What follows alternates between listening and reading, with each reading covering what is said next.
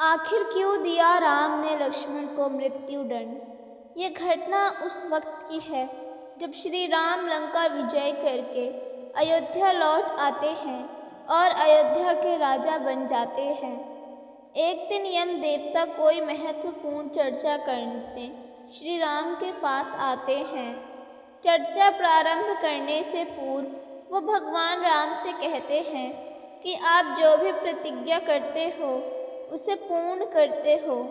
मैं भी आपसे एक वचन मांगता हूँ कि जब तक मेरे और आपके बीच वार्तालाप चले तो हमारे बीच कोई नहीं आएगा, और जो आएगा उसको आपको मृत्युदंड देना पड़ेगा। भगवान राम यम को वचन दे देते हैं। राम लक्ष्मण को ये कहते हुए द्वारपाल नियुक्त कर देते हैं कि जब तक उनकी और यम की बात हो रही है वो किसी को भी अंदर न आने दे, अन्यथा उसे उन्हें मृत्युदंड देना पड़ेगा। लक्ष्मण भाई की आज्ञा मानकर द्वारपाल बनकर खड़े हो जाते हैं।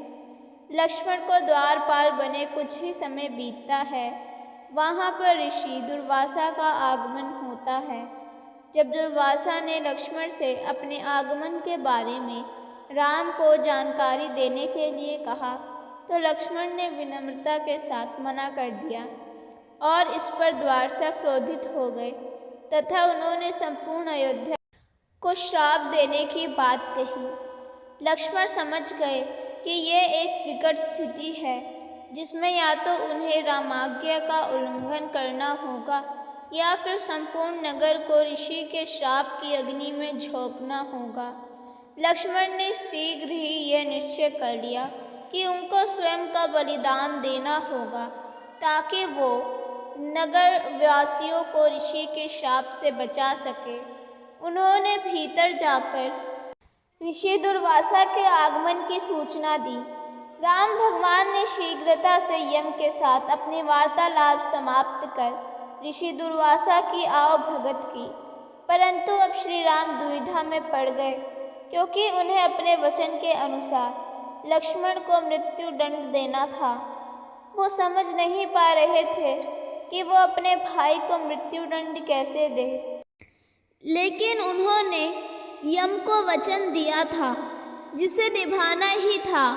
इस दुविधा की स्थिति में श्री राम ने अपने गुरु का स्मरण किया और कोई रास्ता दिखाने को कहा। गुरुदेव ने कहा कि अपने किसी प्रिय का त्याग उसकी मृत्यु के समान ही है, अतः तुम अपने वचन का पालन करने के लिए लक्ष्मण का त्याग कर दो। लेकिन जैसे ही लक्ष्मण ने यह सुना तो उन्होंने राम से कहा कि आप भूल कर भी मेरा त्याग नहीं करना। आपसे दूर रहने से तो यह अच्छा है कि मैं अपने वचन के पालन करते हुए मृत्यु को गले लगा लूं।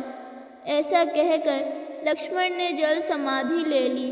अगर आपको ये कहानी पसंद आई हो तो चैनल को लाइक और सब्सक्राइब करना ना भूलें।